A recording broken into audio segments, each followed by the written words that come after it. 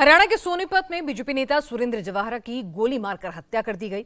BJP मंडल अध्यक्ष को उनकी गली में दौड़कर घर के पास स्टोर के अंदर गोली मारी गई। वारदात का सीसीटीवी फुटेज सामने आ गया है।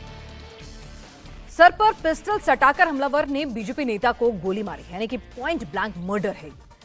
सुरेंद्र जवाहरा की ऑन द स्पॉट मौत हो जाती है। हत्यारे ने 3 राउंड फायरिंग की। सुरेंद्र को 2 गोलियां लगी हैं, एक गोली सर में और एक पेट में।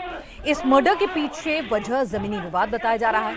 आरोपी मन्नू और सुरेंद्र जवाहरा के बीच 3.5 बीघा जमीन को लेकर विवाद चल रहा था।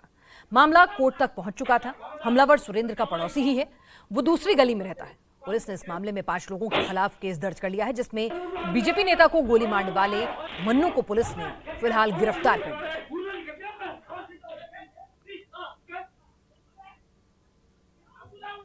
हमारे साथ हमारे सहयोगी संजय शाह इस वक्त सोनीपत से जुड़ चुके हैं। संजय शाह, ये देखिए किस तरह से कोई डर नहीं, कोई खौफ नहीं, सीसीटीवी लगे हुए हैं, पकड़े जाएंगे पता है, लेकिन बावजूद उसके कोल्ड ब्लडेड मर्डर।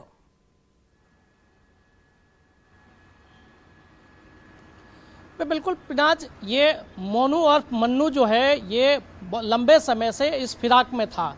जिस तरीके से दोनों पक्षों में सुरेंद्र के बीच और मन्नू के बीच विवाद चल रहा है, हालांकि जमीनी विवाद इस वक्त कोर्ट में है, लेकिन महज 3.5 बीघे जमीन को लेकर यहां तक मामला पहुंच गया कि सुरेंद्र की गोली मारकर हत्या कर दी गई। गांव वालों ने बताया कि मन्नू जो है वो काफी समय से तलाश कर रहा था, मौके की तलाश में था, और कल रात्रि 9 बजे जब सुरेंद्र अपने घर से थोड़ी दूरी पर, महज 100 मीटर की दूरी पर खाना खाकर वॉक करने के लिए निकला था, उसके साथ उसका चाचा भी साथ में थे, और उसी वक्त मन्नू वहां पर पहुंचता है और उसने उसके ऊपर आते ही गोली चला दी। जैसे ही एक गोली लगी सुरेंद्र को, सुरेंद्र भागते हुए जो वहां पर रामवीर की एक दुकान है, उस दुकान में घुसकर अपनी जान बचाने की उसने कोशिश की, लेकिन दुकान में भी मन्नू घुस गया और वहां भी उसके ऊपर गोली चलाई। 2 गोली लगी मन्नू को और उसकी मौके पर ही मौत हो गई। पुलिस मौके पर पहुंची, उसके बाद शव का पोस्टमार्टम आज किया गया है और